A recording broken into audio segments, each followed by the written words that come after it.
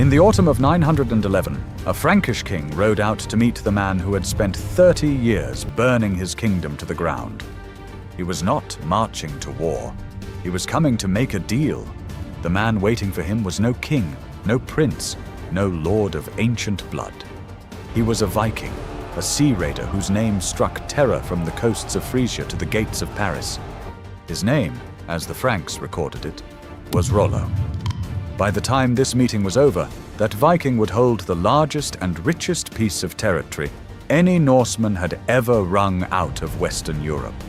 He would rise as the first ruler of a land that would one day be called Normandy. This is the story of how a man with no throne and no crown carved out a duchy with an axe, a fleet, and a very good sense of when to stop burning things down and start building something permanent. We do not know with certainty where Rollo came from. The Frankish sources call him a Dane. The Norse sagas, written centuries later, claim him as Norwegian, a son of a powerful jarl from Møre, driven from his homeland after falling out with King Harald Fairhair. Historians still debate which tradition, if either, holds the truth. What is not in doubt is the world that produced him. The 9th century was the golden age of the Viking raids, a time when Scandinavian war bands, drawn by weak kingdoms and rich monasteries, poured out across the rivers of Europe.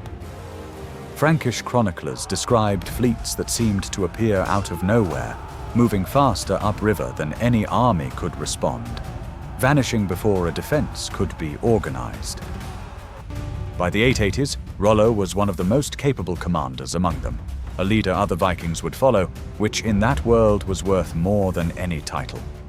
In November 885, a massive Viking fleet sailed up the Seine and stopped at Paris, then a fortified island city guarded by 2 bridges built specifically to block river traffic. The Vikings demanded passage upriver to raid Burgundy. The defenders, led by Count Odo of Paris, refused. The siege that followed lasted more than a year.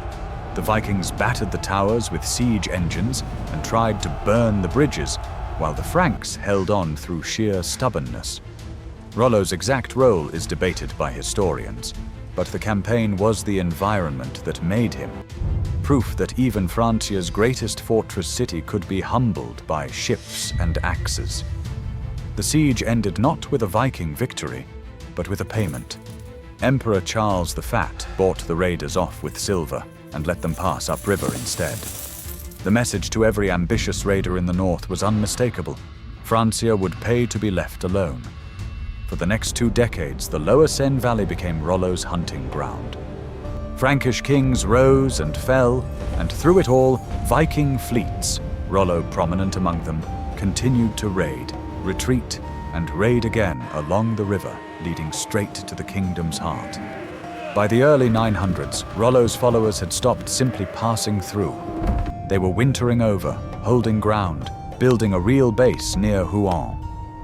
For the Frankish crown, this was an old problem in a new form. An army too strong to expel, sitting on the river that led directly to Paris. Charles the Simple needed a different solution. Not conquest, but containment turned into alliance. In 911, the 2 men met at Saint-Clair-sur-Epte, on the border between Francia and the territory Rollo already controlled. The deal was remarkably pragmatic.